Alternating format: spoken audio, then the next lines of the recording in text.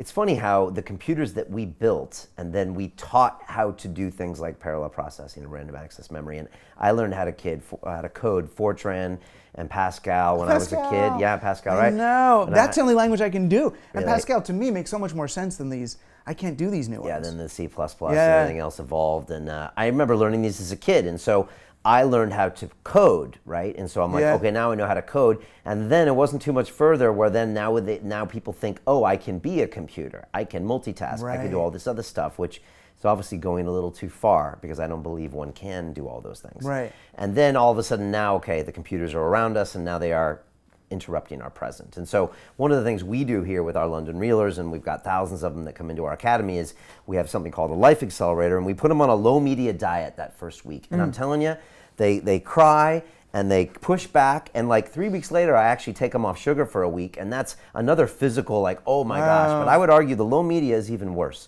I might as well have taken their heroin away for the week, and I put them on 1 hour a day, and that includes, and they turn off all push notifications. They turn off everything that buzzes and beeps on that phone. The only reason they're allowed to pick the phone up is someone rings them on the phone. That means someone has to have a number and another human has to be willing to call someone, which involves a human interaction, not a synchronized interaction. So, and that's foreign to most people. Most people are on like 10 different news apps. They have to delete them. One woman says, Brian, I have 10 different news apps. I'm like, why? Because you're addicted. You're addicted to this device. And so that means 1 hour, that includes reading. That includes magazines, free newspapers, podcasts, YouTube, everything. And they get time, now they spend time with themselves, and they get to think about who they really are. And they get connected. And what do I do, Brian? Go for a walk, go for a workout, go out in nature. What a crazy idea. And it has these really changing transformations on people.